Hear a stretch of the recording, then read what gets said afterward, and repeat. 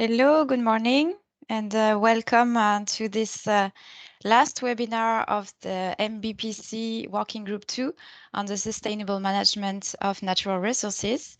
And today, during this last webinar, we are going to tackle a very interesting issue on how marine protected areas can act as economic and resilience laboratories towards the fight against climate change.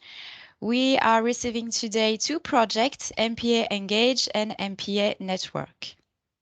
So while people are entering into the webinar, I'm just going to remind you quickly about how to behave in this webinar. So first of all, if you are not a speaker, please mute your microphone and shut down your camera. And when you want to speak and ask a question, please use the raise hand button to ask your question. And for the speakers, we invite you to keep your camera open. So today we are going to start with the presentation of the MPA Engage project and application of the monitoring protocol in the Portofino MPAs, and then we will have some feedbacks review. The project leader of the MPA Engage, Joaquim Garrabou from CSIC, is going to present the project, and we will have some insights into this specific application in the Portofino MPA with Lorenzo Merotto. Then the feedback will be provided with Antonio Callo from the University of Palermo. In the second part of the webinar, we will welcome Carol Martinez from MedPan and Anthony Font from Mariles Foundation, and they will introduce us to the MPA Networks projects and the results of the application of the Natural Capital Accounting System in the Yevent MPA in the Balearic Islands. And then we will have a feedback from David Alvarez Garcia from EcoAXA. Thank you for joining us. I am here with my colleague Luca Santarossa and Sarah Menard. In case you have any question, please feel free to ask them in the chat. First of all, I wanted to make a short introduction on the Working Group 2 on Sustainable Management of Natural Resources that has been created within the project Mediterranean Biodiversity Protection Community, co-funded by the Interreg-Med program. So the Mediterranean Biodiversity Protection Community is a long story. We started in 2016 with the project Panacea, and we are gathering different type of stakeholders, policymakers, researchers, and scientists all together sharing the same vision to a better and healthier Mediterranean. We have created three different working groups. The first one is focusing on biodiversity protection and transboundary challenges. The second one that is organizing this webinar today is focusing on the sustainable use of natural resources. And the last one is focusing on integrated ecosystem monitoring and management. Within our working group, we are gathering several projects. Most of them for now have ended, but you can find useful information in the Interreg-Med website. We were gathering and collecting results from different types of projects, including Confish, Fish MPA Blue 2 and Fish MPA Blue 2 Plus, MPA Adapt, Pharos for MPAs, WetNet, PostBMed2, MPA Networks, which is joining us today, TuneUp, MPA Engage, also present today, and Plastic Bursters MPAs. Two major outputs of the Mediterranean Biodiversity Protection Community are, first of all, the ecosystem-based declaration. This is a declaration that has been presented at the European Parliament in 2018, and we are asking for the support of all type of stakeholders to sign up this engagement for a better and healthier Mediterranean. So please feel free to have a look at this declaration, and you can sign it up on our website. The second major output of the project is the Biodiversity Knowledge Platform, which is a free available library, that's a live library where you can find a lot of different information on the different modular projects, gathering their publication, their recommendation, their results. You can have access to different types of data, spatial data, and different types of documents to know more about biodiversity. This platform can be used by different types of stakeholders. Either you are a policymaker or a researcher, and you can find a lot of information now on this platform that is free and live, also accessible from the Biodiversity Protection Community website. So during our work that has been conducted for several years in the working group, we went through different types of activities, and notably the last one, which is a technical paper released in 2021 on the participatory approaches toward the co-management of natural resources in coastal and marine areas. And maybe I'll let my colleague Luca Santarossa to introduce a few words about this paper. Thank Liz. It was a paper where the first issue was done in 2020. In 2021, we updated it with other projects, with other results from projects, focusing on participatory approaches and small-scale fishery. So some of the projects that Liz mentioned before that are part of the group, of the working group number 2, were exploited, let's say, to show how a participatory approach applied in the management of small-scale fisheries within and around marine protected areas can be effective. So we finalized this document. It is available online. We think that it is a pretty useful tool, to see actual experiences and actual results of such an approach. Thanks, Liz. Thank you, Luca. So I just wanted also maybe to highlight, as said Luca, that different best practices are showcased in the technical paper, also gathering outside the community. So, for example, the Catalan co-management model that is also described in this paper. So just to end this quick introduction, we would like to invite you to our final event in Brussels, taking place from the 2nd to the 4th of November. And please feel free to register online. There are still seats available. This final event is really gathering the main key stakeholders and gathering all the key results from the modular project. We will be very pleased to welcome all the different participants that join us during those last year in the webinars or in the different activities that we have developed so far.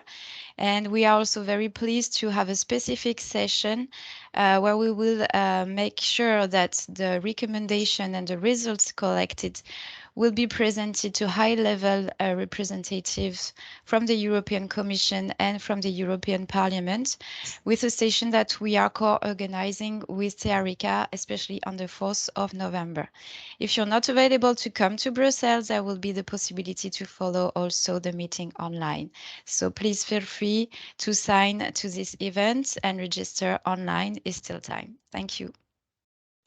And now let's start the webinar. Luca, please feel free to moderate it. And if you have any questions, please feel free to ask them also in the chat. Thank you. Yeah, thank you, Liz. Yeah, as Liz said, there will be a short time to make questions at the end of the project, let's say, of the 3 speeches, or you can put questions on the chat. So we start with the first project, MPA Engage, dealing with climate change and other very relevant topics that Joaquim Garrabou from the Spanish, let's say, National Council of Research, Consejo Superior Investigador. It is something not similar to the National Council of Research in Italy, in France, etc. He's going to present us a quick overview of the whole project Engage, and then also an introduction to the monitoring protocol that have been implemented, tested in several MPAs, And we have then Lorenzo Marotto explaining us the results of this testing in his MPAs. Please, Joaquim.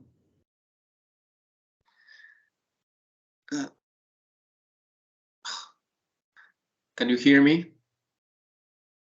Yes. Can you hear me? Okay, Perfect. thank you. Thank you for inviting me and for inviting MPA Engage project to participate in this interesting webinar. And I'm going to explain a bit really fast what is the project about. So next slide, please. So the first key message that I want to pass you is that, we are all aware of this, but maybe we have to put it even more in our priorities. The climate change impacts, climate change effects in the Mediterranean are here, are now. Not we don't have to wait for the future. I mean, the Mediterranean has been considered a hotspot for climate change. And in this map here, in this figure, we are showing the warming rates across the different ecoregions in the Mediterranean.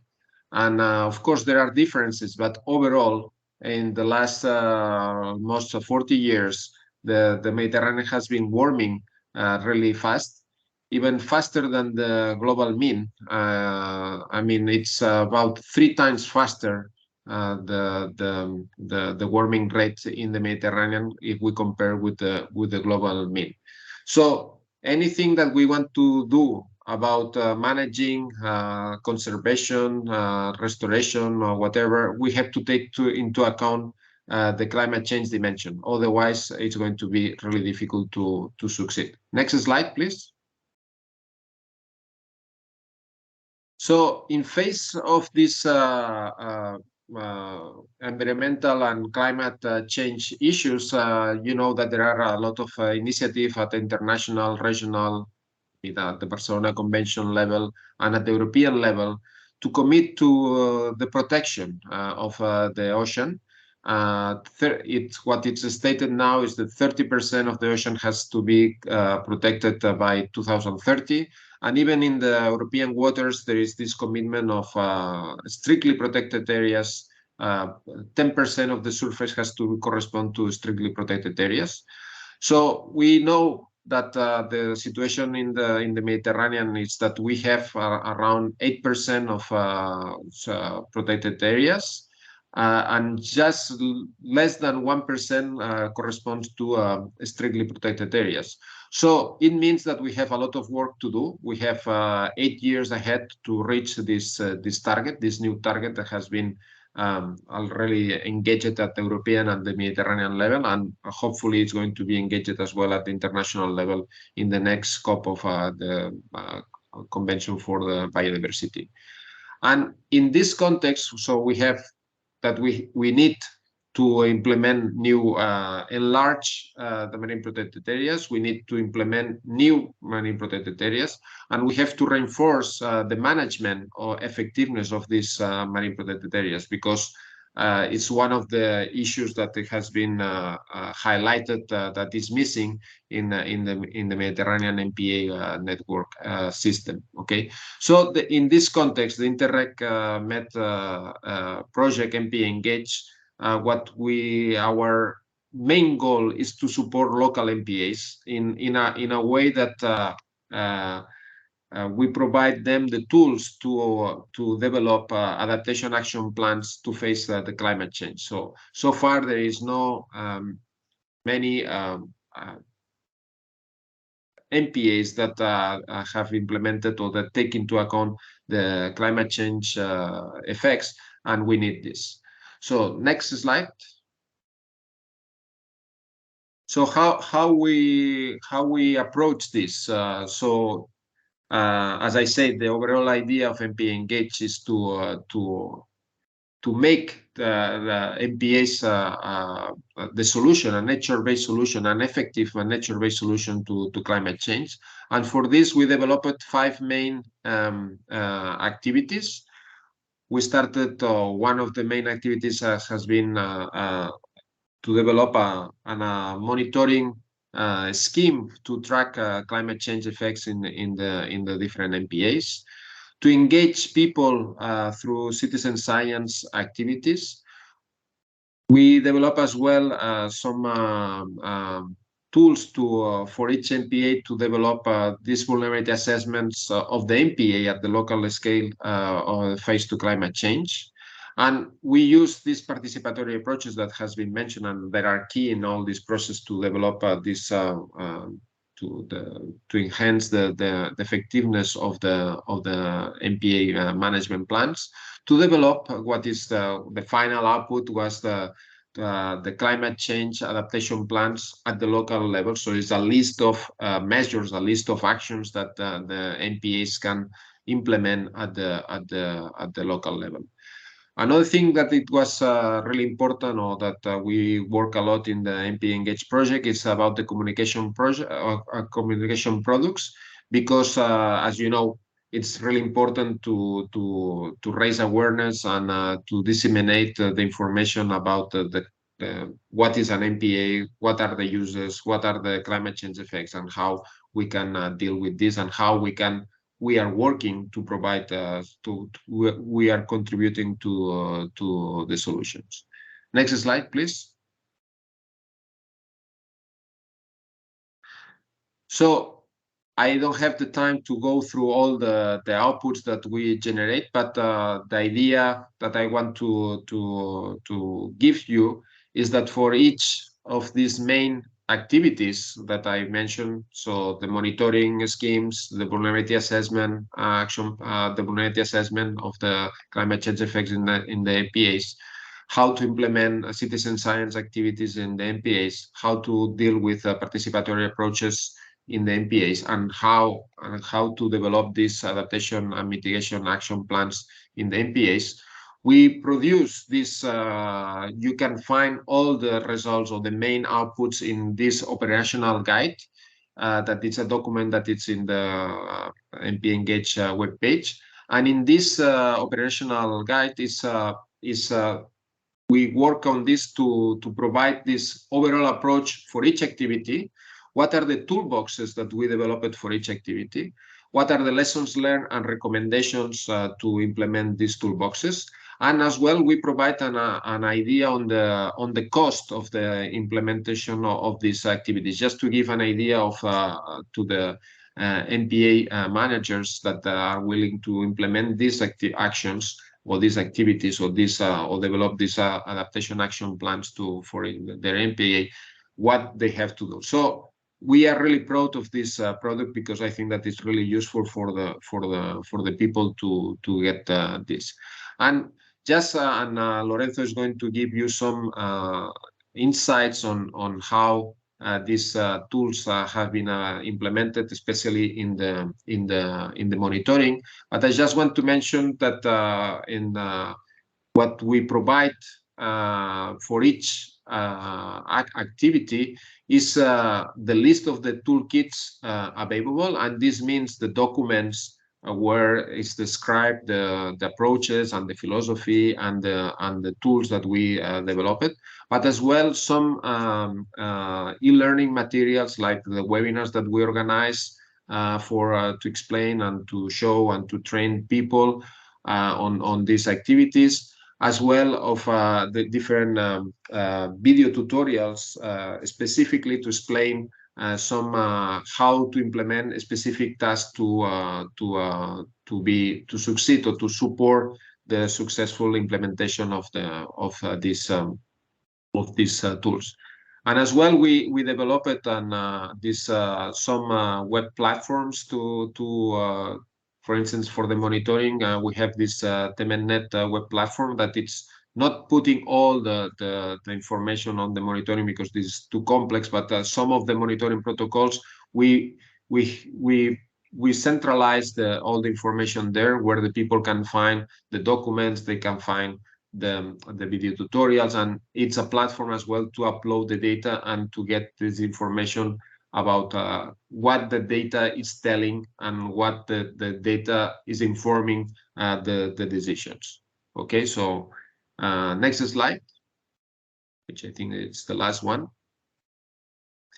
No, it's the communication. This is important. These documents about the communication. I invite you to visit the web page and all the videos that we produce and all the different materials, especially this book, Boiling Mediterranean, which is providing some really nice illustrated key information and examples on what are the actions that we can take at the MPA level. And yes, this the last slide, and will be on time. Thank you. So this final slide is taking the motto or the lemma that we had in MPA Engage, which is act local, think Mediterranean, because we think that this is the way to be really successful in the implementation and to face the climate change in the Mediterranean. Thank you very much. Thank you to you, Joaquin. It was a although very short and let's say general overview. I think that this project tackled the main issue we have nowadays, that is the climate change, in a specific context that is the marine and coastal ecosystems that probably are the most tackled, the most impacted by the climate change. So it is a very urgent issue to deal with, and I guess you provided very useful tools for MPA managers. Now we move, as I said in the beginning, for people that join us later. Questions are at the end of the three presentations of the project. Okay, so now we move to Lorenzo Merotto. He's working for Portofino Marine Protected Area in the northwest of Italy, and it was one of the pilot MPAs that applied the monitoring protocol. So please, Lorenzo, the floor is yours. Okay, thank you, Luca, and thank you, Kim. I will continue the talk of Kim, focusing on the monitoring protocol that we implement in our MPA. So, in short, we in MPA Engage have been developed 11 monitoring protocols that cover quite wide all the marine ecosystem in coastal marine ecosystem in Mediterranean, and we implement and we test all of them, and in the future, and for sure some of these have become somehow routinary, so we continue to perform these most of them also after the end of the project. Next slide, please. Now I will focus on some that for sure we already implemented before this project, and we will implement after, also without a project dedicated to this aspect. The first is the temperature monitoring through some data loggers. We enter in the TMEDNet network in 2015, so before the start of the Engage, also before the start of MPA Adapt, that was the prequel of MPA Engage, and so we have some historical data. We put 8 data loggers from 5 to 14 meters deep every 5 meters, and this data logger record 1 date of temperature every hour. So we have a very precise, very specific characterization of the temperature of the water column from 5 to 40 meters, and for all the year long. And this data, the data has to be downloaded, so we have to recover the data loggers, download the data, and put again in water, because there is no Wi-Fi or something like that. So now we have 2 stations, Calaoro and Tornara di Camogli, that one is in no-take area, and another one is near ancient fishing structure, and so we get a lot of interesting data that now are all are present on the TMEDNet platform. Next slide, please. Another monitoring protocol very useful and also that related to TMED-NET is the mortality assessment of benthic organisms mainly. This protocol is quite simple to perform. You have to dive as the others, but in our case we focus on two species, Paramuricia clavata, the red gorgonian, and secondary on Eunicella cavolini, that are one of the most important from the keystone species on the coralligenous habitat. And it's very useful because quite fastly is possible to understand the status of the environment and of the community of the species, find sign of mass mortalities or necrosis, and also somehow date them, so understand if is recent of older. For example, in this graph, it's possible to see in November 2020, in one of our diving sites, the status of Paramuricia clavata. In 2021, we implement in more sites, or usually we do this as MPA staff. We do this monitoring twice per year, before and after the summer, in 3 diving sites. In 2021, thanks to MPA Engage project, with the support of University of Genoa, we implement more species and more sites. Next, please. The other one. Forgive me, Lorenzo, just a stupid question. The monitoring is made by the by the diver, yeah, that goes with which frequency? Twice per year. So a monitoring session before the summer and a monitoring session after the summer, in order to understand the eventual damages of the heat waves in the summer. Thank you. Another one monitoring protocol, always with divers, so you have to dive to do this activity, is a visual census of the fishes of some species that are indicative of climate change. Alien, not in our case for now. Thermophilic, so the fish, the species that prefer warm water, and the cold affinity, so the species that prefer the cold water. And in order to understand the trend of population, that with the warming of the water, in order to see for example, the increase of the thermophilic species and the decrease of cold affinity, and maybe to spot alien species. Now we are in the north of Mediterranean, and from the fish point of view, we don't have alien species, so we have very sporadic species, but we start to see some differences from in the air, from the warm water affinity species and the cold water. It's quite simple to implement, and in the year can be very useful to see the different composition of the fish community. Next, please. Another one quite related, but from another point of view, the local ecological knowledge. In this case, is something that you do on land with stakeholders, so you don't have to dive. And for example, one of the most successful is the collaboration with artisanal fishermen, often old, like in this picture, artisanal professional fishermen that fished for 30, 40 years.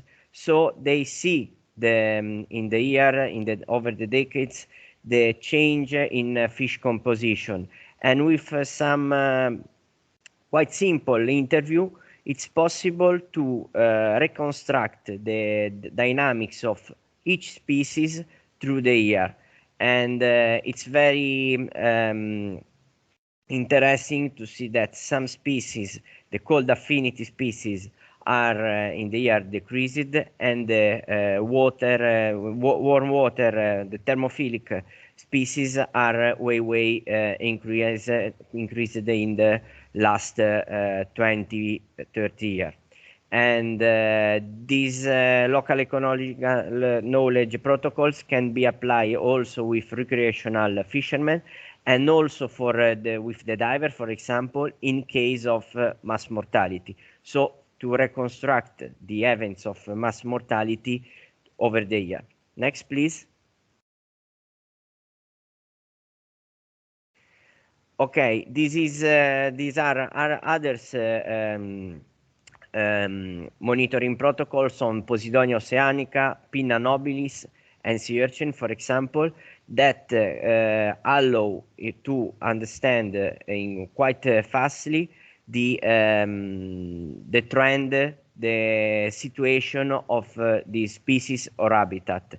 And so in our case, for example, these protocols are very compatible, for example, with the European Marine Strategy Monitoring Program. And for example, on Pinna nobilis, the problem is that in 2018, in our MPA is almost disappear like more or less all the Mediterranean. But we continue to perform in order to see some signs of recovery. Next slide, please. And all the data can be elaborated, for example, with Excel, but also with this tool developed in the framework of the context. When this is a software, an app, then where you put some template developed in Excel, and uploading this template, the software elaborate all the graphs in very simple way. So it's a very useful tool to use also in the future. Next slide, please. Excuse me, Lorenzo. Yep. I take advantage of my position to make you some questions during your presentation, but just to make better understanding for the audience. This software is considered for technicians, for scientists, or also for non-scientist people? Is made for, I say, MPA manager maybe. So, okay. But it can be used also for the scientists. But this tool, for example, give some ranking of impact of tropicalization, give several information that for an MPA staff, MPA manager can be very useful to understand. Okay, thank you. And so at the end, why is useful for an MPA to implement this monitoring? First of all, because are quite easy to apply, and on the other side, give to the MPA some tools, instrument, and some know-how to collecting data in quite autonomous way. I want to specify that for more precise, more specific data, the collaboration with a research institute is almost necessary, and for example, also for a couple of this protocol. But almost all of them provide an immediate response to what is happening in the MPA from climate change point of view, but not only, and immediate, because in the most of the cases is no need a very high elaboration of the data. So it's quite modest time consuming, and also some of them can be imported or exported in citizen science. So it's very useful not only for the climate change point of view, but also for the general management of the MPA, because cover all the habitat and most of the key species in an MPA. Next, please. So what is needed? The scientifically trained staff with the possibility to conduct underwater and field activities, something that is not very common, because often to go underwater there are a lot of restrictions, mainly in the public body.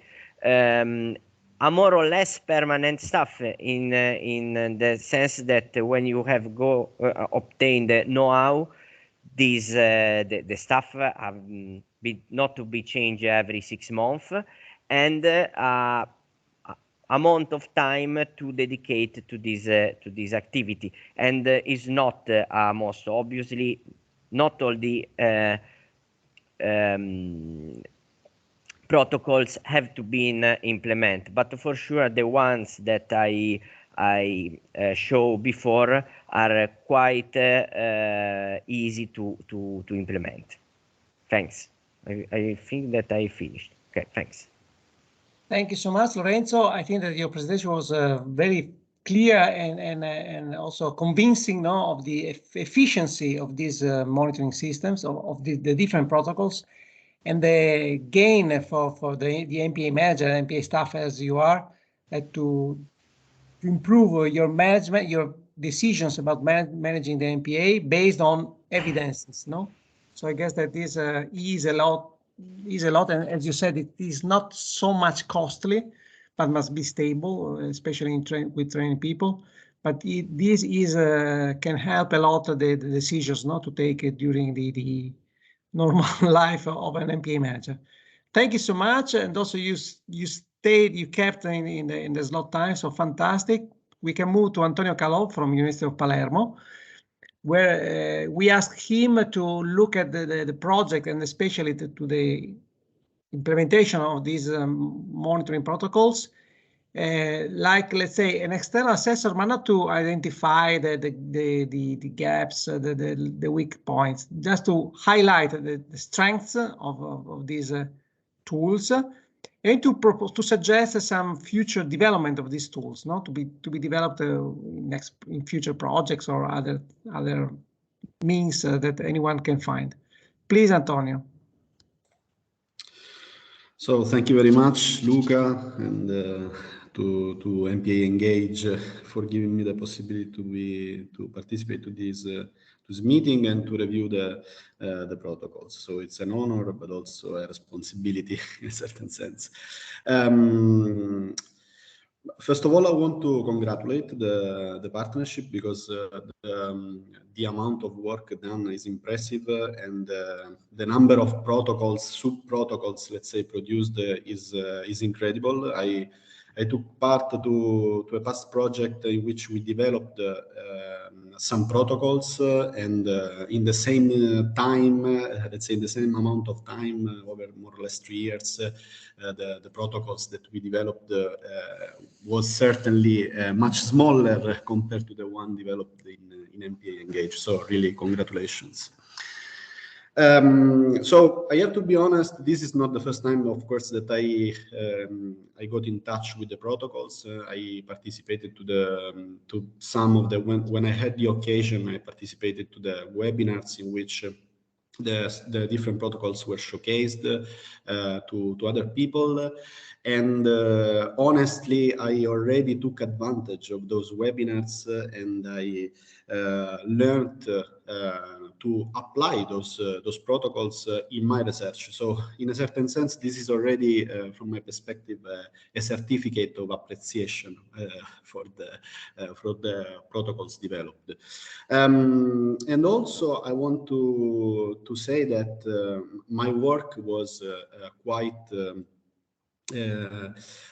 simplified, let's say, by the fact that the project partnership itself performed a SWOT analysis on the protocols developed. So I had the opportunity to read the document produced, in which the partnership identified the strengths and weaknesses and the opportunities for the development of the different protocols.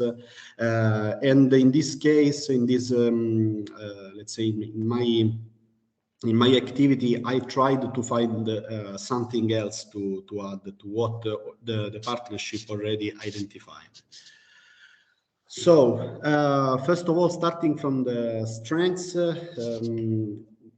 the many things were already said by Joaquim Garrabou, by Lorenzo. This is a very comprehensive protocol that includes the collection of biotic and abiotic variables. This is very important, especially for abiotic variables. We have the data sets that are available at the European level with, for example, for temperature, satellite data about sea surface temperature, for example, but also model data developed by oceanographers. But we often miss very local data. And for example, I used to use this modeling data and this satellite data, but the resolution is often too poor to be applied at a very local level, for example, in MPA. So from this perspective, the possibility to have in different MPAs and to apply a protocol that allows to collect data with a very high resolution and with not only in latitude and longitude, but also in the depth dimension is very useful. And then, of course, it's a comprehensive monitoring protocol because it includes almost multiple ecological levels. So in the ecological hierarchy, passing from species, so there are protocols developed especially for species, to protocols that focus on the entire community or assemblages. This is another important point because it also allows to have different types of data that can be used and can be analyzed differently. And then there is also, of course, this is one of the main point of the project, the fact that the protocols specifically focus on a series of important species in terms of climate change. So there are rare species or endangered species or specifically important habitat, like, for example, the Coralligenus or the Posidonia oceanica. Meadows. It's also multidisciplinary because it includes information that come from both, for example, the human component, for example, with the possibility to take information with the local ecological knowledge, so from different stakeholders, and these also give the possibility for an enlargement of the potential stakeholders that can be involved. And this is also important because especially in the context of climate change, oftentimes different group of stakeholders can have different perceptions of climate change effects, and the possibility to involve them directly in the monitoring is very important because this also produce an increase in awareness in those groups involved. And the protocol is also flexible because, for example, I focus here.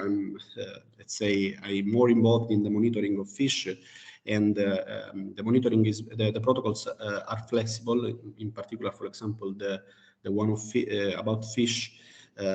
Because we know that there is a distribution that can change a lot with latitude, and the fact that the monitoring include multiple species gives the possibility to focus on the species that are present in specific MPAs in certain areas. So next slide.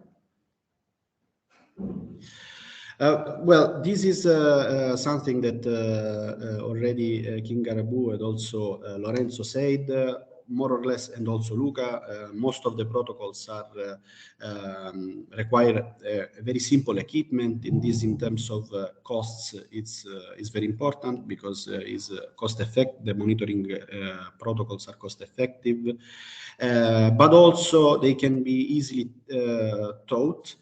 As I was saying before, even participating in some protocols, even participating to a webinar is maybe not exhaustive, but quite enough to have at least a first picture of the protocol and to be partially able to implement it. So this is a very important point, very important strength.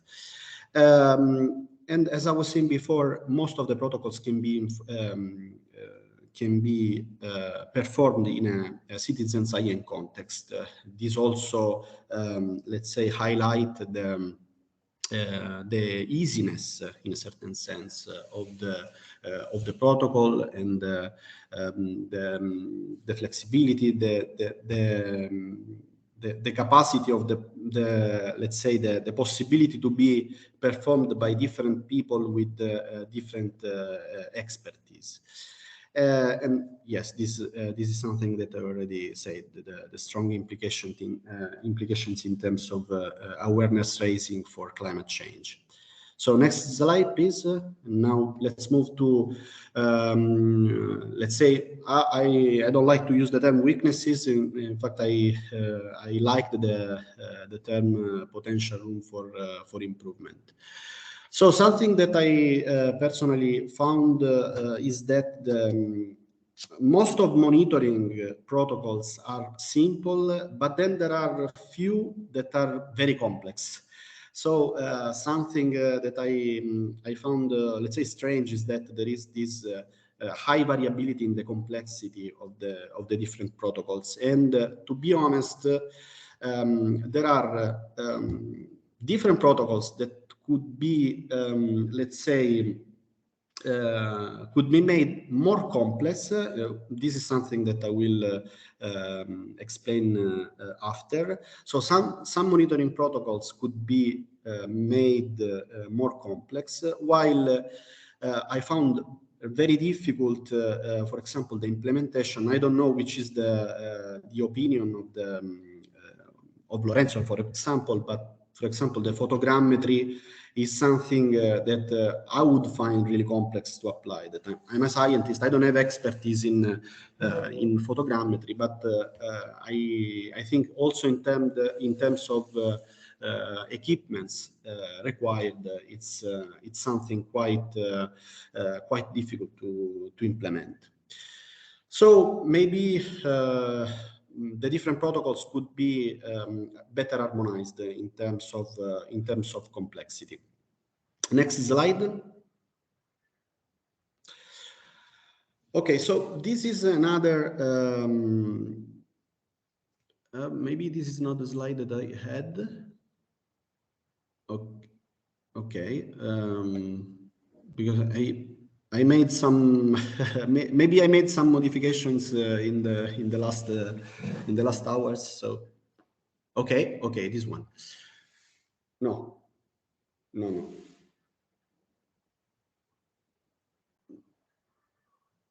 Okay, this one. Yeah, thanks. If you can show this slide.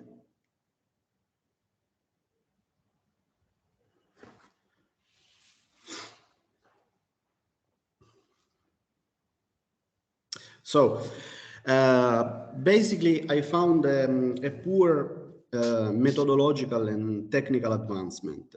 Why I say this? Because in my personal experience as a researcher, I'm observing, let's say, a shifting toward the use of often more developed technologies, and what I see that what I can see is that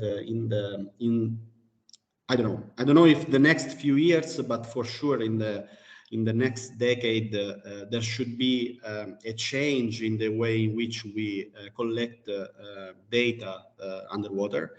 And for example, in many cases, there is a huge development of technologies that use, for example, cameras, either by video recording or by taking pictures, that are actually already methodologies that are already available and widely used also at the Mediterranean level. So I think that maybe some protocols, I know that they were kept maybe simple in order to allow to MPA staff to be implemented easily, but actually I think that maybe more technological development or the implementation of protocols that also integrate some technological equipment could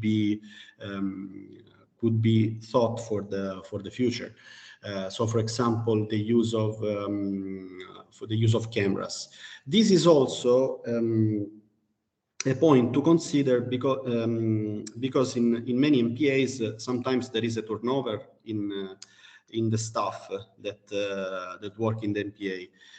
So, for example, the possibility to collect data that are operator independent in a certain sense. Of course, that there is the need of a training for the staff, but if you take a picture or if you make a video, for example, for fish, considering the development of these technologies in the next years, this also allows to have more operator independent data, and so you don't have a bias in time or in space, so between MPAs or between years if there is a turnover in the MPA staff. The other point is that I didn't find it's comprehensive, the entire protocol and with the different protocols, but some habitats, for example, that especially in recent years were highlighted as particularly important, like, for example, sands or muds or the pelagic environment, I think that were not considered enough. And then there are some protocols that specifically target some species that is good. But for example, in the case of Pinna nobilis, that is a species that we all know is practically disappeared. I would say maybe Joaquim Garrabou can confirm, but it's a species that practically in many areas of the Mediterranean is absent. And actually, in the SWOT analysis of the project, this was also highlighted. But maybe in that subprotocol about Pinna nobilis, that it could have been extended to other potentially important species that can face more or less the same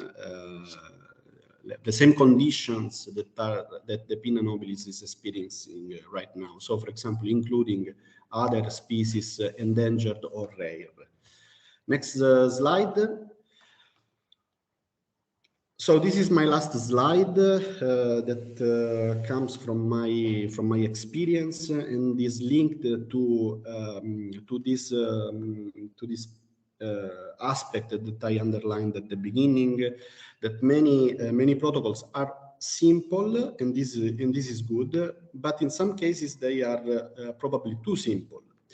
And I know, having worked in many MPAs in the Mediterranean Sea in recent years, I personally know, for example, Lorenzo and many other colleagues of him, of his, and other MPA staff in different MPAs of the Mediterranean. And I know that they are totally able to learn and to apply some monitoring protocols with the same, let's say, expertise that researchers can do. It's just a matter of training. I don't think that I usually sample fish, and I don't think that I'm like a sort of genius of underwater visual census on fish. I'm sure that with some training, everyone can do what I do normally. So, for example, in the case of fish, again, I think that extending the protocol to the entire fish assemblage, the coastal fish assemblage, could be something useful only on a relatively low number of species, because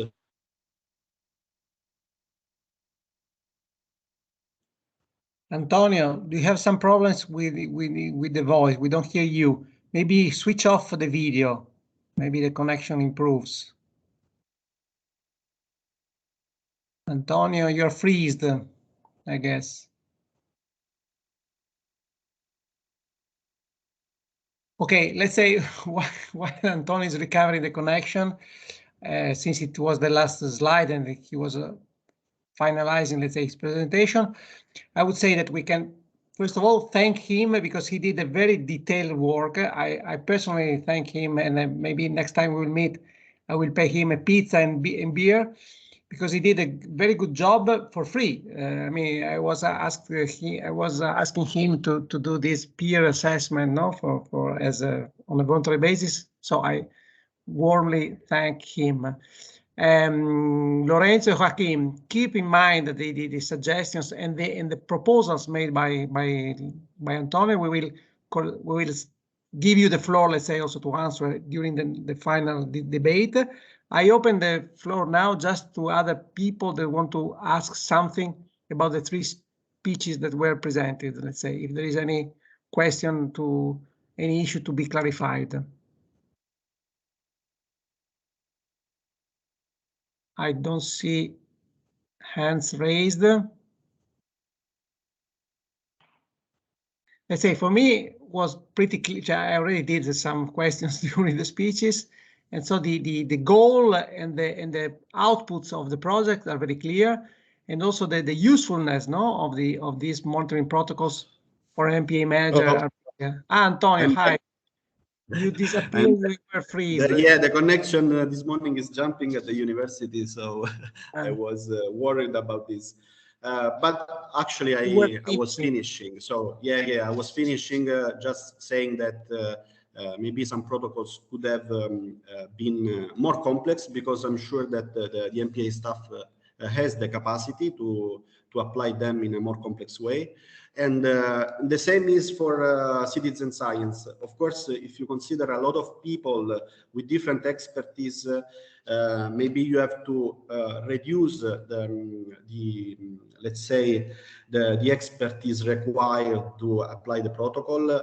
But honestly, I think that in a context of citizen science, from my perspective, it's better to have a few people or a lower number of people that can that can apply a more complex protocol, instead of having a lot of people with some of them with a very low experience, and you have to, let's say, reduce the expertise required to apply the protocol.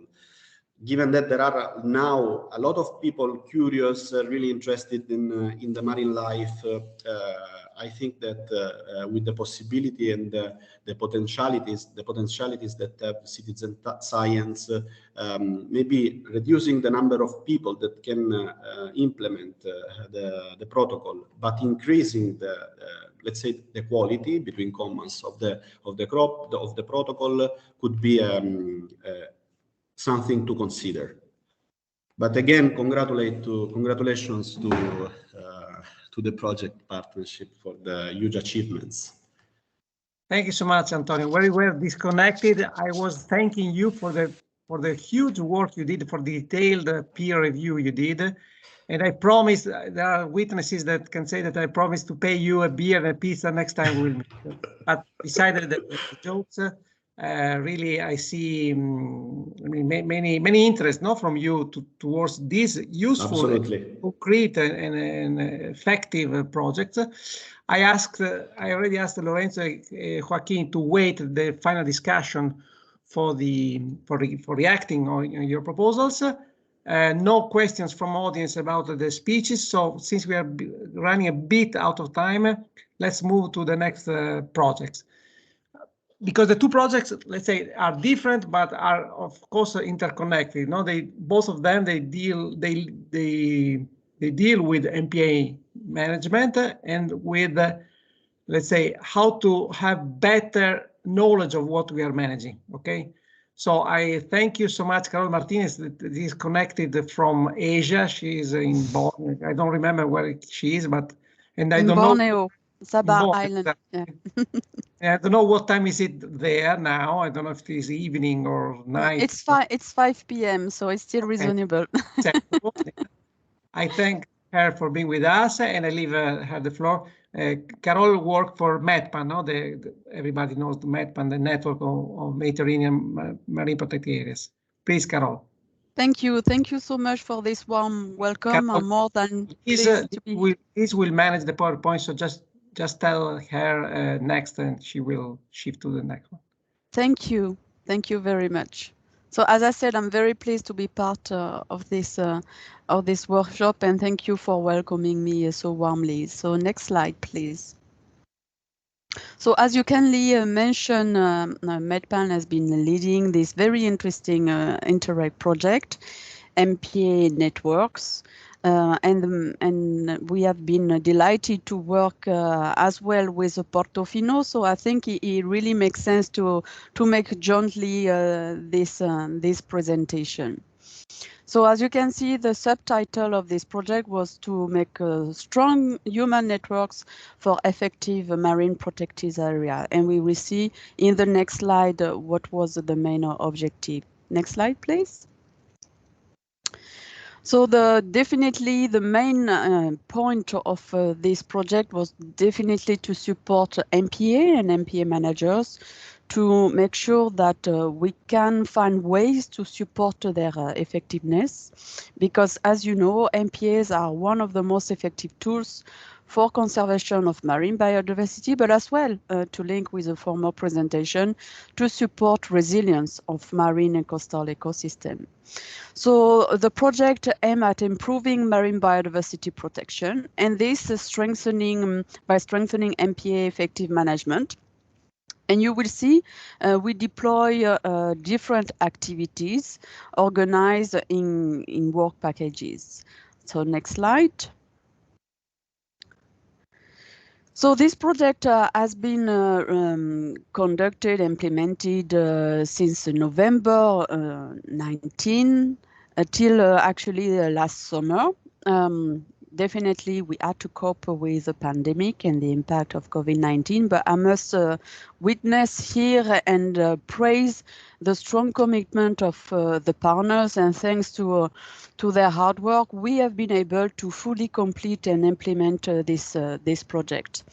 So we have been working with 10 partners, as you can see here on the map, but as well we benefit from the advice and the support from 21 associated partners, such as the Med Fund and the SPARAC. We combine actually all the different expertise from the ground with the MPA managers, but as well expertise of different organizations. For particularly gathering, brainstorming through our dedicated working groups. And we implemented this project in 7 countries. So you can see we have been able to have quite an interesting geographical scope, from Spain to Greece, going through France and Italy, but as well Slovenia, Croatia, and Albania. Next slide, please. So here you can find an interesting diagram of our different activities that have been organized in different components of a work package, namely transferring and testing activities. So thanks to this project, we have been able to deploy and to implement with our MPAs partners pilot activities. And my colleague from Marius will present the one related to natural capital accounting. But I should mention here that This approach, the methodology of natural capital accounting, has been also tested and implemented by our colleagues of Portofino. So maybe Lorenzo can as well comment on his own experience. So the reason why we have been deploying pilot action was to further test methodology and tools in order to really fine-tune lesson learned, and these lesson learned will definitely be shared and already captured in recommendation. So the second work package was about transferring the know-how, transferring the expertise and experience, and transferring also the lesson learned. This has been actually translated in different set of activities, training. Thanks to the project, we have been able to deploy training activities, but as well to share more widely the experience and the lesson learned. And the last component, but not the least, because actually it was the most important, was about capitalizing. How we could get advantage of, again, this whole set of testing, transferring activities to further define, elaborate key recommendation, but as well joint plans to be shared not only for the marine conservation community, but for all the different decision makers. So next slide. So I come here to my final slide, that is summing up actually the main outcomes, the main results of the project. So as you can see, we have been able to implement 8 pilot action. I was mentioning the one conducted in Balearic Islands in 7 countries. To support the transferring of knowledge, we had as well organize peer-to-peer activities, regular training programs. And I must say that despite a challenging condition, as you can see, we have been able to have quite interesting results and an impact.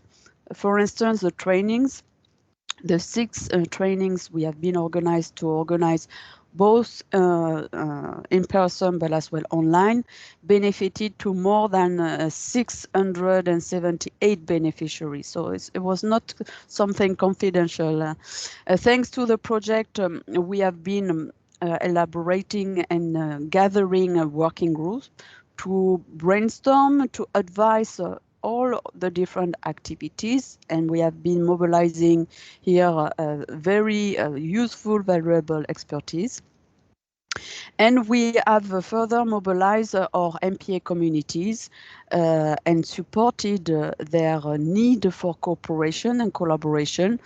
So we have been able to mobilize 44 MPAs through these networking activities, both in Spain, Croatia, and thanks to the project, we are very proud that we have supported the creation of CROMPA, the Croatian Network of Marine Protected Area.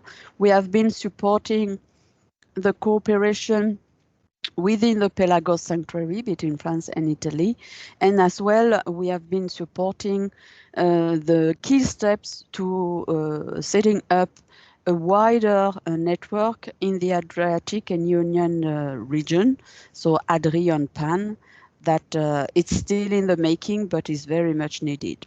And to actually share all the knowledge, we took advantage of the last MPA forum to share this expertise, to share this lesson learned, and to contribute to the roadmap and its recommendation. But from a policy point of view, it was not the only one activity. We definitely wanted to capture all the experience and the lesson learned and the advices in a policy paper. This policy paper will as well nicely complete our regional post-2020 roadmap of MPAs. And it's targeting 7 key topics or issues from climate change to the issue of finance and tourism, for instance.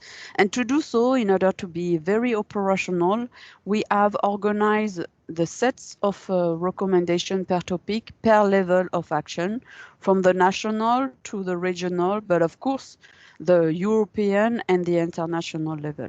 So as you can see, we have been quite busy, but I must say successful. And we are now taking on the baton to further use all this knowledge and this expertise to share it widely from, I would say, a policy and decision-making point of view. And this will be our work for MEDPAN in the coming months and years, since we will now enter into the phase of the implementation of the regional MPA roadmap and the policy paper. To give you, I would say, a more tangible example of what has been done, my colleague from Arides will spot the light on this very interesting work of natural capital accounting. But again, feel free to ask me questions, and you can find already interesting information, both of the Interreg website, but as well the MEDPAN website, where you can find, for instance, very nice testimonies from partners, but as well from stakeholders. So please enjoy. Thank you so much, Carol. As we see, as usual, no, we see that MEDPAN every time tries to tackle different aspects, no, of management. For example, I find very interesting also the analysis of the financial mechanism, no, that can support the MPA's management, because we know, no, that the lack of public resources for this. So in this more comprehensive project dealing with management, I guess that some of the things developed in MPA Engage can be also synergetic, let's say. But, definitely. Yeah. And this has been the point of actually capturing all the knowledge of MPA Engage in the recommendation of climate change, but I must say as well, joining our forces in making one document called a white paper, where we have put together our joint recommendation. So there is synergy. Fantastic.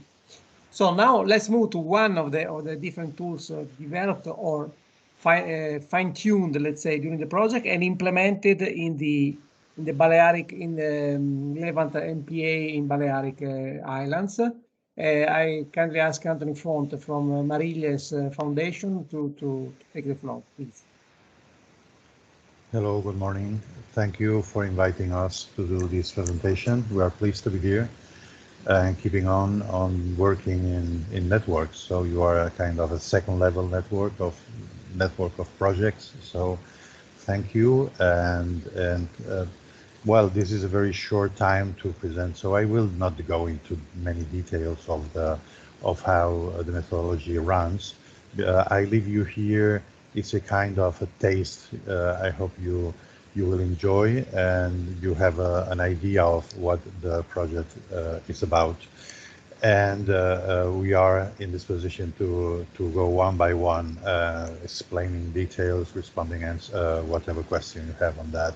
So if you want to go, there is I put also in the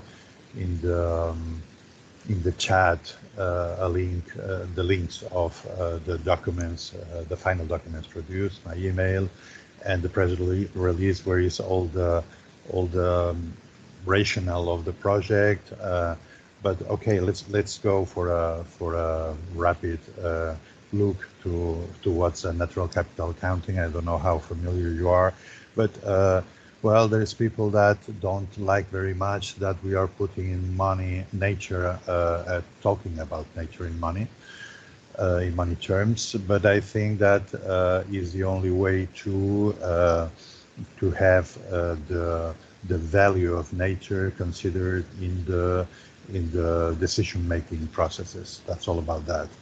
And we were very lucky because we were able to choose a marine protected area. We were the only partner on this project. We see the logos of all the incredible partners we had in all the Mediterranean that we we were looking forward to work with them and to visit them, and you know, with the with the pandemics, it was all Zooms and all all video conferences. But we had the opportunity of exchanging many things. So what we showed to these people is that we are not managers of a specific marine protected area, so we choose the marine protected area in the Balearic Islands, that we have many, that has the most complete information about habitats, the cartography of the habitats. Because the methodology, if you can go forward, just to say that we have the benefits of the natural capital focus is everyone can talk the same language. Is a kind of homologation of things. Thinking in terms of capital allows comparing the changes along the time and seeing if you are successful in implementing investments, and it also helps to identify the investing priorities. So these are the key things to me. But for us, if we keep on, next slide, there is lots of discussions. I don't know if you are familiar with environmental economy, but there are a lot of technical stuff on the kind of values we use to evaluate the ecosystem services, what the ecosystems are giving us. So you have to discuss about what things you implement. Next slide. If you are talking about use value, about non-use value, about how you value the interest of, for example, a tourist coming to a place and arriving to a marine protected area. So it's a driving force for the local economy. So it can be valued how you do it. There are many different methods. Next slide. And then, but the key thing is this diagram. We identify the natural assets and we do an inventory. Next. Because next we have to do an evaluation of how are in what condition are the natural assets, and what how much hectares or square kilometers they have. So you have a table on this small plot of nature you are considering, what habitats are, how big they are, and what is their condition, if they are performing 100%, or if they are damaged and they need restoration in the future. That's coming. Next step. So once you have identified the benefit 1, 2, 3 that every one of the ecosystems gives you, some ecosystems gives you a single benefit because we are only able to identify one or other. So, but you start building an Excel file where you put all the benefits that you are able to identify, and you do accountability. If tomorrow it appears some new benefit, you simply ask to the table, and you try to go through the system, how this ecosystem, how big is, how many hectares, and in what condition is, and then these are the physical accounts that you see on the left, and then you have to go for the monetary accounts, because there are things that are directly evaluated in euros, and you can say this is providing this benefit because there are things that are in the market, in the trade, but there are other hidden benefits that are more difficult to evaluate, and so we have to be able to bring them to light and put them on the table. So give me Tony. Yeah. Since the audience is varied, and let's say some I guess that most are biologists and few economists, etc. I propose you to make examples, no, in this approach. Examples. Yes. For example, if you have 10,000 hectares of the marine reserve, and you have 3,000 hectares of Posidonia oceanica. Posidonia oceanica gives you different ecosystem services. For example, it fixes CO2. And this, well, you have to know how much CO2 fixes these 3,000 hectares, and you have to make a study, direct study, and saying, okay, I'm going to study how much CO2 this Posidonia field is fixing, or you can go to other studies. So existing studies, and you take the price tag or the fixation tag, and you put on the system. And then you have the physical accounts. You know how many CO2 tons a Posidonia field is fixing. But then is the price, how you go from physical account to monetary accounts, and is what's the price tag of a ton of CO2. So that is a market that is rising rapidly, and because yesterday was one price, tomorrow will be another. It's like the Bitcoin a bit, the price of CO2 emission, bombing a gasoduct can make that, or the final numbers of this account are completely outdated. We can review them in the light of the rising prices of the CO2. So having all that in tables and being able to recalculate easily is very interesting for in terms of having a figure for the benefits that we get from pristine nature, or at least a non-destroyed nature, or even evaluating the benefits that we get by restoring nature. Because if we know that we have an idle Posidonia area, or an area that there is a project of doing a new marina or a new industrial development in the coast that can damage that, we can put in money how much we can lose. A part of that we lose this key thing of fixing CO2, for example. So there are a number in the document. You will find that we have identified a number of ecosystems. We have been unable to identify benefits that we can put in the physical accounts and to transfer to monetary accounts. So, but we hope in the future, with the contact with other people that is in the net, we can get, okay, these guys from Albania have been identifying this, so we put it in our accounts.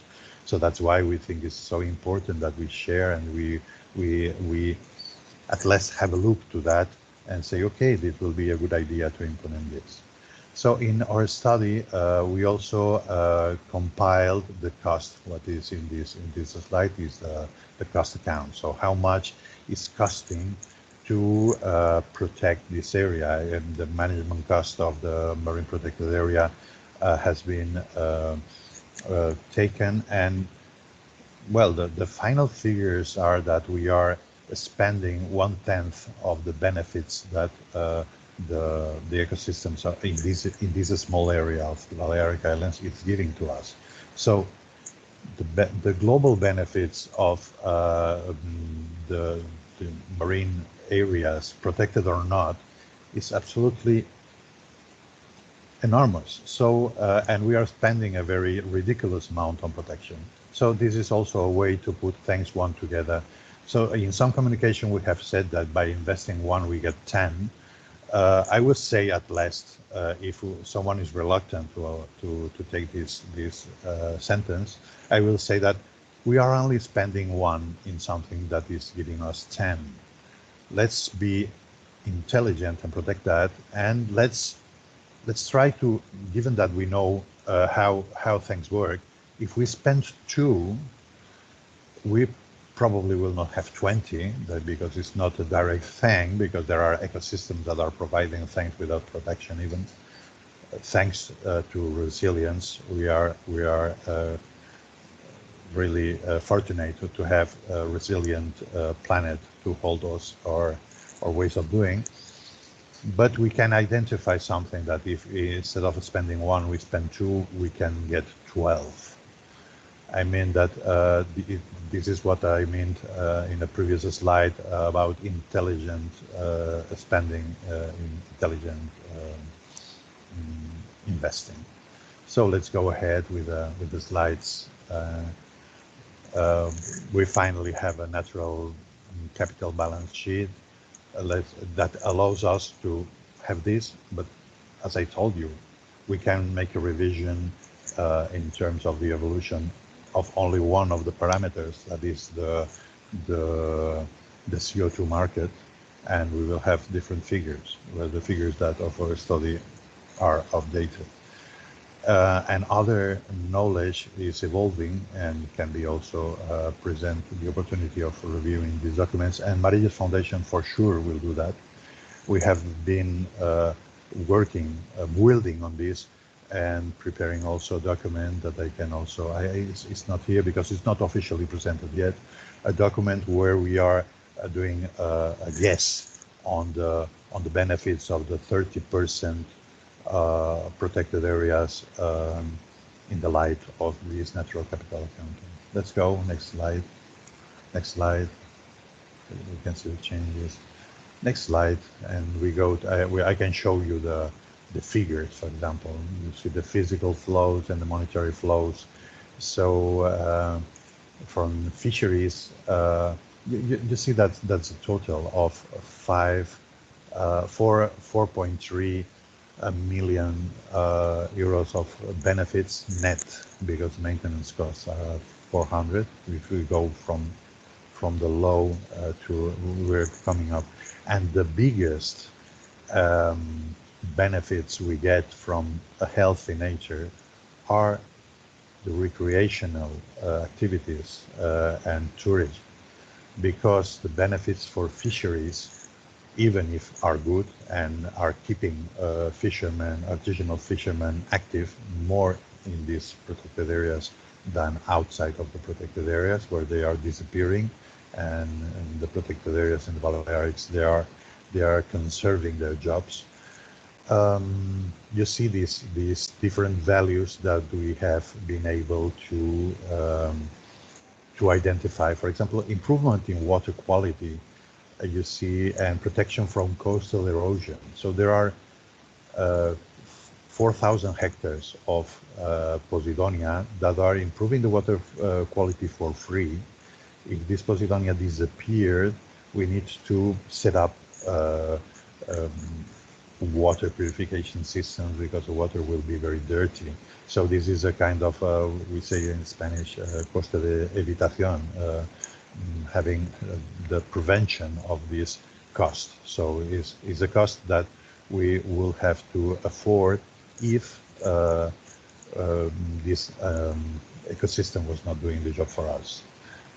So also in the study you will find that we have been, let's say, humble and transparent on how every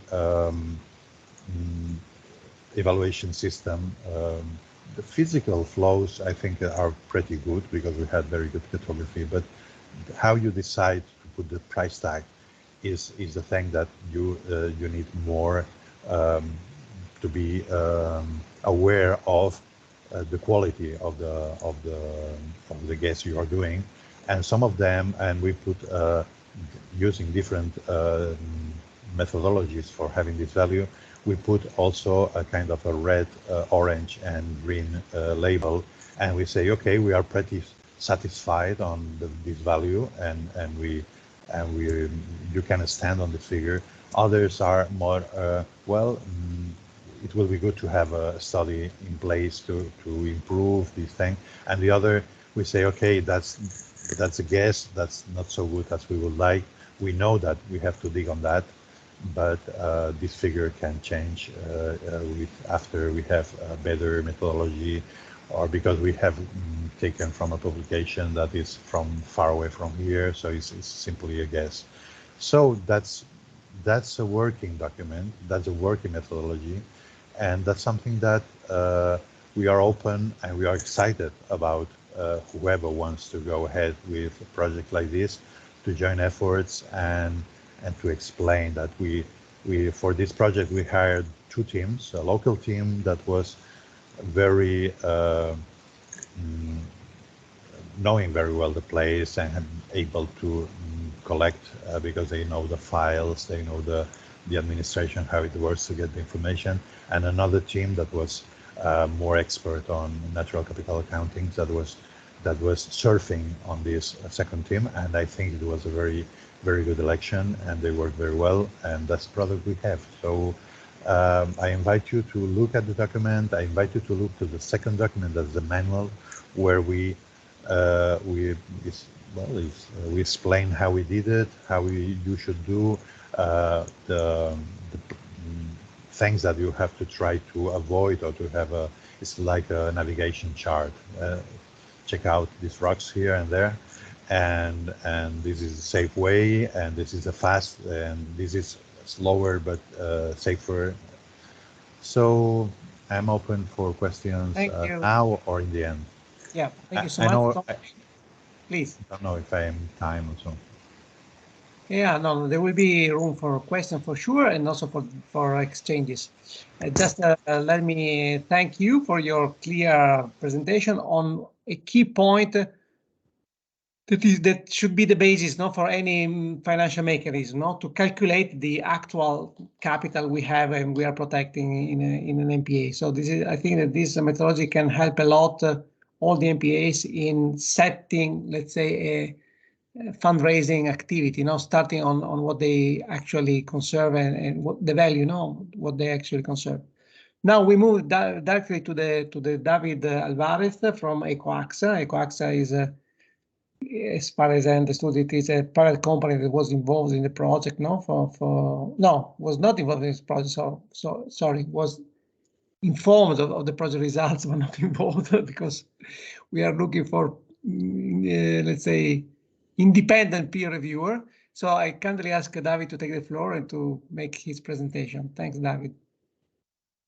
Thank you, Luke. Thank you very much, Luca. Thank you so much, the organization, for inviting me to take part of this marvelous conversation that we're having today. I think we have great speakers this morning, and I'll try to do my best to add my point of view, or in that case, what Tony has already said. Could you please go to the next slide? Thank you so much. So here we have, based on what Tony has said, I would like to bring here an overview on what does natural capital approach means, and why natural capital approach could provide a lot of information to MPA managers and people who is managing MPAs from different point of views, not only from the management itself, but also from policy point of view, and how to even include in environmental impact assessment also on. Tony has explained us, if you go to the graph and you see the green part where we can see the natural capital accounts. At the end of the journey, the natural capital accounts is a way to harmonize and systematize the information. David, sorry, you have a bit of problems with connection. Maybe switch off the video. So I will. Yeah. Can you hear me? Can you hear me better right now? Yeah, I think so. Yes, please go ahead. Okay, maybe it's a matter of the where was the mic. Okay, what I would like to say, it's in the end of the road, natural capital accounts, it's a way to structure information for decision making, and decision making, it's the most important issue that natural capital approach is willing to address. And that's one of the things that I would like to highlight from the project that Tony has already presented. Of course, the results that Tony has mentioned or has presented are very much focused in 2 points of view. First, in standardize the way that natural capital assets, in this case ocean assets, could be accounted to provide or to identify the value that it provides to society in a very systematic way, with physical and economic accounts. But not only we can also get information from these natural capital accounts for different purposes. And you can see in the graphs the different purposes that could be used this information, and for that in that case, for the case for Marillas, it's been mainly focused on how to value the importance of in that case these marine protected area. What I would like to also to highlight from the exercise from Marillas, it not only how to apply a natural capital account to an MPA in particular, but also the exercise of create a methodology that could be replicable to different marine protected areas, not only through the Mediterranean area, but also to other areas across the world. And this is something that allows me to link with the previous presentations from Lorenzo, where the information that he has provided us and the software that they have developed could be also integrated into this natural capital accounts in a simple way.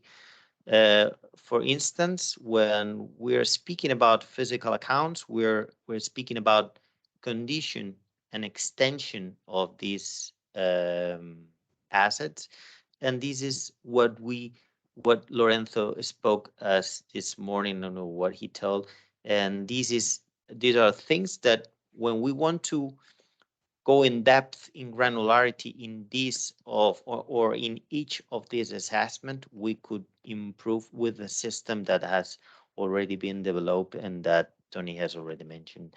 Next step, please. Okay, what are, in my point of view, the strength of the natural capital accounting system that Tony has already shown?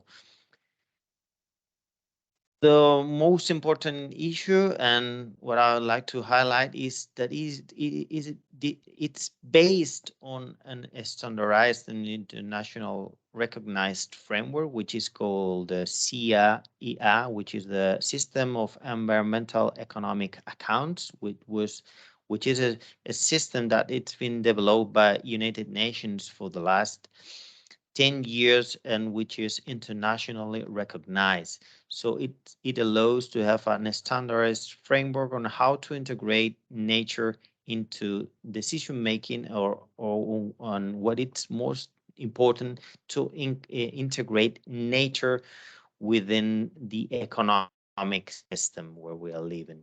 It also provides an integrated vision of sustainability and other issues like climate change. I mean, it's not a fact only to address natural assets, but how these natural assets are linked to other impacts that may affect to marine protected areas. As a result of that, this system allows to identify different impacts that are not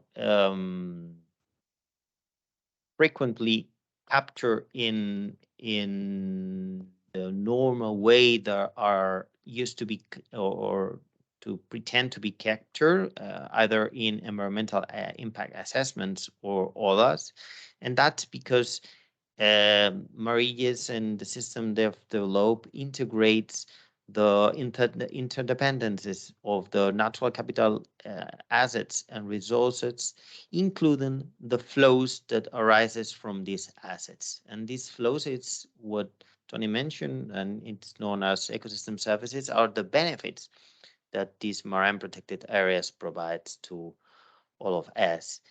It also allows to make a quantification of the impacts and how provide mitigation measures for these impacts. And Tony gave us different examples on how to do it.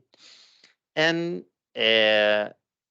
this information is not only quantified in a numerical way or providing some figures, but also these results or these outcomes could be presented by providing spatial results, either for extending conditions of the ecosystems, but not only of the regarding the extent and the condition of the ecosystem, but also where these benefits are being provided from the different parts of the components of this marine protected area. Finally, it's not only about what are the information that I can get from both the ecosystems and the benefits that they provide, but also how do I get this information? And in the system that Tony has provided, there is a big traceability of the information and the state of the natural resources and the ecosystem services that not only provides in a single year, but also through the different years over the time. And in the system that he has provided, you can see how the extent and the condition and the of the ecosystems and the benefits that they provide could be assessed during the time. And that allows us to know which are the trade-offs that you can find not only in the present, but also in the future if you want to make an evaluation or assessment of them. Next, please.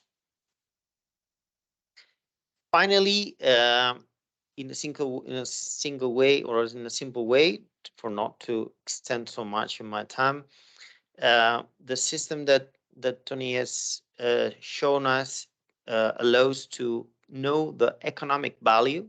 As Tony mentioned, with the economic value, we have a single way to communicate the results in a way of measure that all people knows, and it's easier to understand what's the value that the in that case a marine protected area could provide.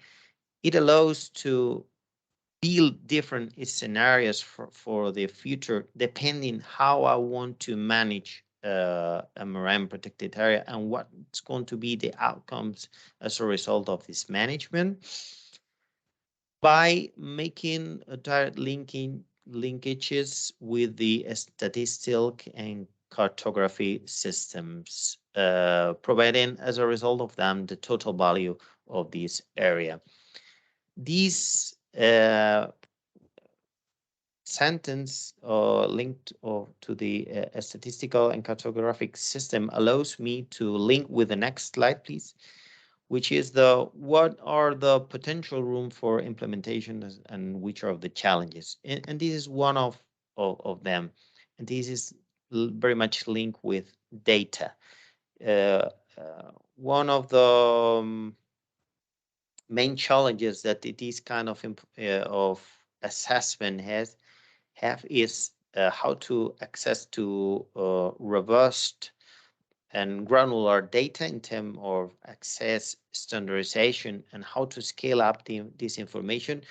And so it should be interesting to make the link not only with this work at the project level, but also the work that the European Commission is doing with another granularity at the European level. And by providing much more information in, let's say, common way or providing from the European Commission, this information could be easily adapted and used by marine protected areas and other managers in not protected area to make easy the use for the different purpose that I've mentioned at the beginning. Another challenge, and it's not because the information it's not there, it's how to use this mechanism in a systematic way. What I would like to say here is that this by creating these systems, we have a lot of information, but it's not an easy way. It's not an easy way. It's to create this system. It's not always easy, and that implies that the replication it's in somehow challenging. So as far as we could help in the systematize this system to make it easier, the implementation and the knowledge from the different actors and stakeholders to know how natural capital approach provides a different way to assess marine protected areas and provides value information, we could easily scale it up in the future. Mainly, that's all my highlights that I would like to provide here. And finally, I would like to again thank you so much for being here, and happy to answer any questions that you might have during this for webinar. for your detailed analysis of the project, and of course pizza and beer also for you as soon as we will meet somewhere in any conference. But thank you for the comprehensive analysis and for the suggestions. Now, since we are a bit out of time, I open the floor for questions about the two projects. If there are not questions, we can open the debate, let's say, for example, starting from MPA Engage representatives, Joaquim and Lorenzo, if they want to say something concerning the proposals, for improvement made by Antonio, and then the same from Carol and Tony about what was proposed by David. Of course, I'm asking speakers to intervene, but the floor is open to every attendant. Just raise your hands or write in the chat a question or a comment. I see Joaquim, raising a hand. Please, Joaquim. Yes, thank you, Luca.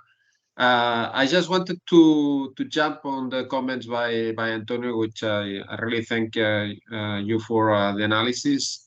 And there are many things, and maybe we don't have time to go into all the details. But what I want to highlight is that when we proposed these monitoring protocols, we were thinking on the real world, trying to think in the real world, right? So what is the situation with the MPA managers or with the MPAs now in the Mediterranean? Not only in the European countries, also in the southern part of the Mediterranean. And of course, there are many things that can be improved, and there are many things that can be make it more complex or more comprehensive. But we try to have this philosophy of being really cost effective. So I think that it's something that they recognize. And with this regional view, right? So this regional, the implementation of these protocols can be done at the Mediterranean scale, because we have to have this overall view on what's going on the Mediterranean, in the Mediterranean MPA networks system, right? So, and one thing that maybe we didn't mention because we were fast in the presentation is that this MPA Engage project, it was a pilot project, so we were testing things, okay? And this is why, for instance, we proposed to test somehow the photogrammetry. Of course, photogrammetry is complex issues, but it's a kind of, for us, it's just understanding to which extent this kind of protocols can be, or this kind of techniques can be implemented in the MPAs. And one of the conclusions of this is that many of, as well for the other protocol that it's using, or that we propose to use images. One of the remarks made by the MPA managers is that it was really time consuming, and they were not feeling like implementing this.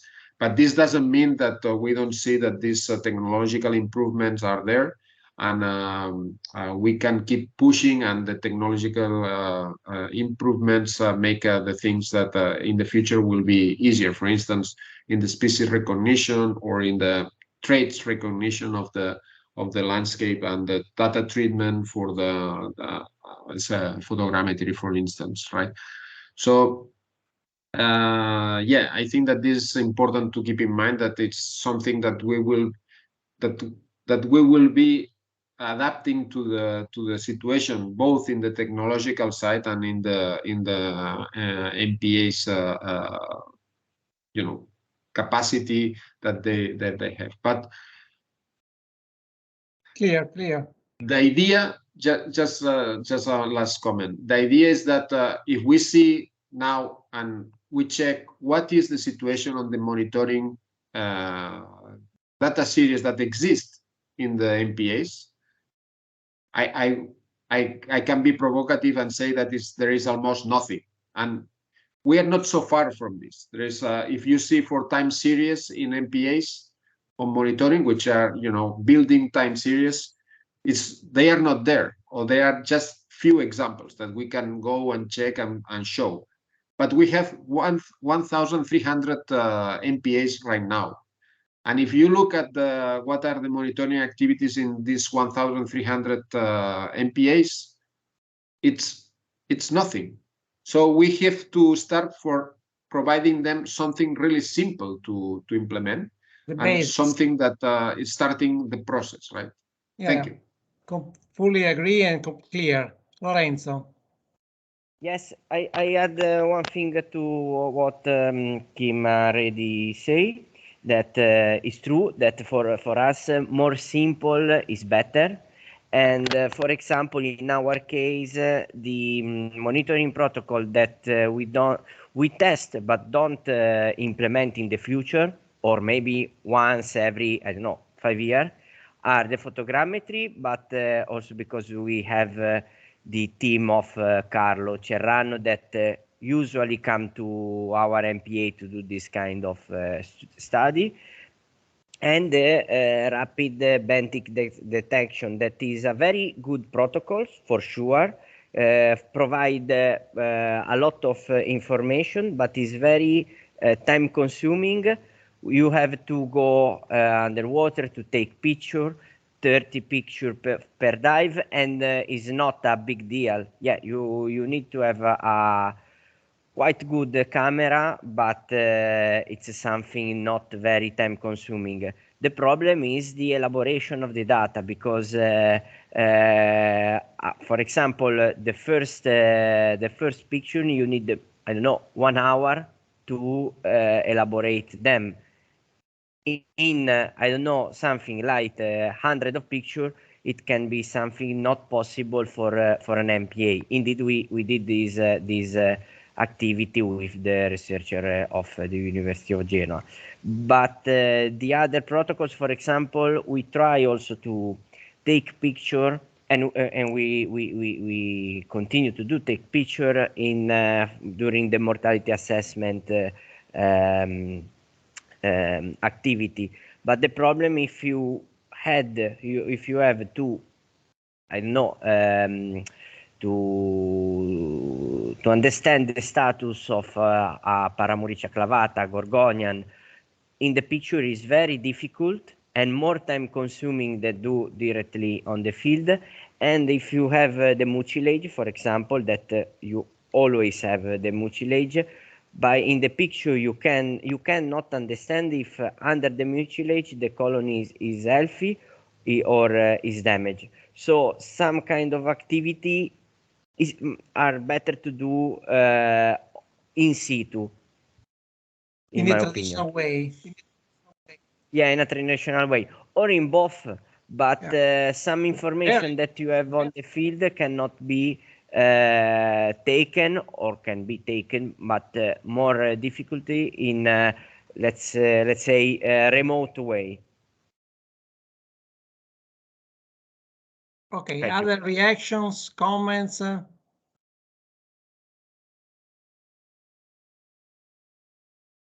If not, I have a question for Tony, because I'm an economist, so I'm very interested about the accounting system. But one key point about the source of data, no? So since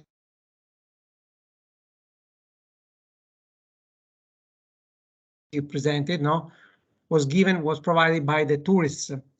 About the tourists, we have two problems. One is to count them. Now we have some situations where it is easy to count them if the MPA is an island, if there is just one access or few access, etc. In other cases, it is difficult to identify real tourists coming for the MPA, no? Because, for example, MPA can be connected to a big seaside destination, etc. And the second point is also how you calculated. My second question is how you calculated the money brought by. I remember that for 3.5 million euro, it was brought by 300,000, I guess, of tourists. No. So how did you calculate the actual money provided by these tourists?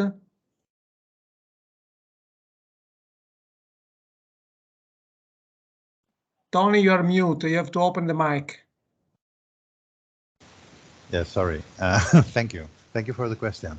Well, we have here in the Balearics a very good team working in environmental economy, and they have been working for years about the impacts, economic impacts of the tourism. So we put what they cost in some cases, and we are picking the information from official studies. We did not do the research on that. So it's like a cascade of methodologies. If you want to go to the detail of how the figure of the benefits that the tourists coming to Mallorca and staying for a week is valued in a specific figure, you have to go to the other study.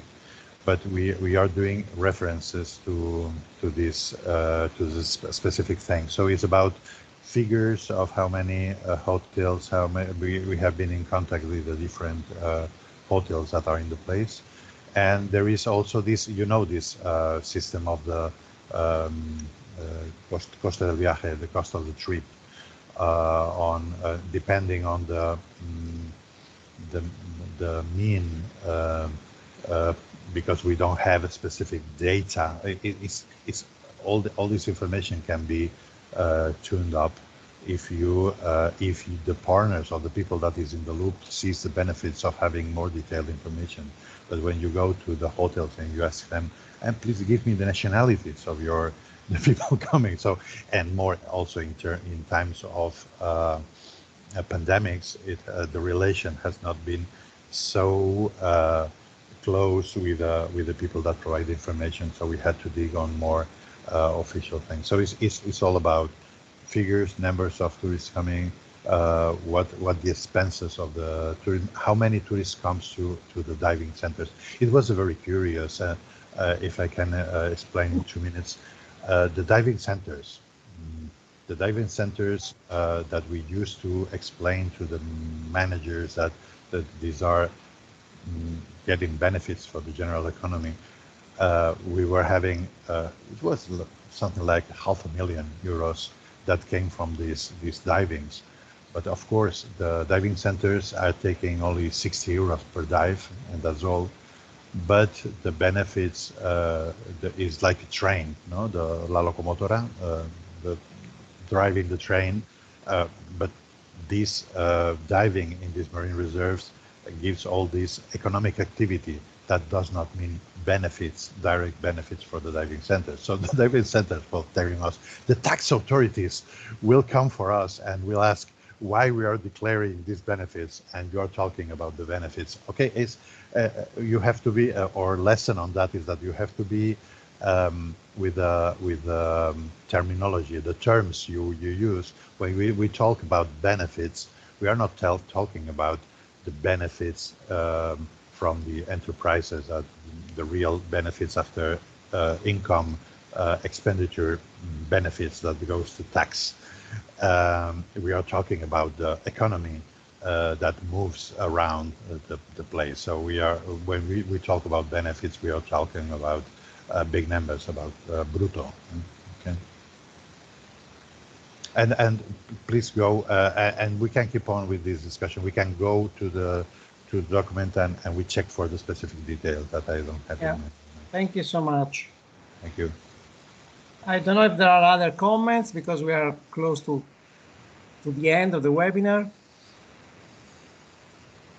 Maybe if you allow me, Luca. Yes, sure, Carol. The interest. Can you speak louder because you don't hear you very Do you well. hear me now better? Better. No, I was just thinking that the interest of all these analyses and information is lies in the fact that they have to be shared, they have to be widely communicated in order to sensitize further not only the citizens but as well the decision makers. So I think it would be interesting, for instance, when it comes to economic figures, to hear from Tony and David how they experience this exercise of communication towards decision makers and how we can trigger the political uptake actually. Right. Do you go first, Tony, or do I? Go ahead. I didn't hear properly the question. The question Yes. was if you exploited these results towards different targets, especially the policymakers. Well, Yes. no. Go ahead, Tony. Yes, no. We have been working at different levels, and we are using this as when you have to know if you go for such a project. It was something that I wanted to say, that you need to create information basis on the natural capital accounting. You need to provide, but of course you have to have a strategy on how you will use it. And we are still figuring how we can be more productive on using this, but we have used it in many meetings with authorities to improve the solidity of the demand of having better financing. And of course, in Spain, there was after we did several contacts at different levels of the administration, this was considered as part of a solid discourse, a solid set of arguments that were pushing on the direction, and we have compromises made by different politicians at Balearic Islands and even state representatives on spending more in marine protection. Good. David? Yes, to add some point to what Tony mentioned, how regarding, or even when to create this system could be more or less difficult. One of the most important issues is that results are easy to communicate, and results are easy to communicate not only in policy terms but also in the way you could provide a system or ways to manage, or for different purpose, as I've been mentioned previously. What we're doing right now with these results and with the metrics that have been developed through this kind of assessment, it's to build scenarios. For instance, in the new 30 by 30 initiative, which has been launched globally, we're using this kind of methodologies to make an initial approach on what will be the benefits that this 30 by 30 conservation will provide to the society. It's something that we've made for the Balearic Island, but it's a proposal that we have launching globally to other projects, not as a way, as you mentioned, Carol, only for policy making, but also for how to improve the management, and that allows you to know which ecosystem service you would like to improve or not, and what will be the benefits in the future. And for sure, if possible, and is linked to what we are also doing in terrestrial ecosystems, make the link with science-based targets, that allows you to make a global knowledge on not only which are the benefits, but which are the potential maximum outcomes that could be provided from a determined area.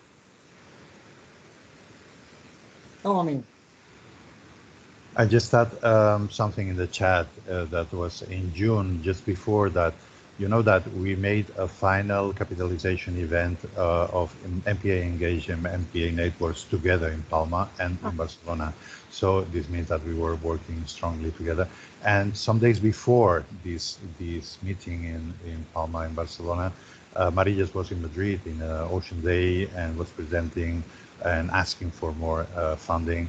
And a few days after, because it was Ocean's Day and blah, blah, blah. How much of this was taken by the killing tool, the natural capital accounting? I don't know. But we, of course, put all the tools we had on the table.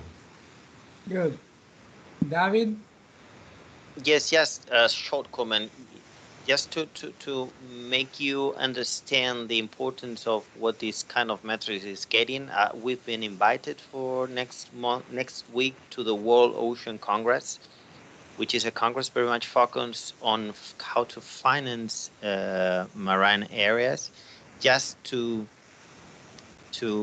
tell how this story can help in this 30 by 30 initiative. So, to make you an idea that it's something that it's been requested by managers and by financial systems for different approaches.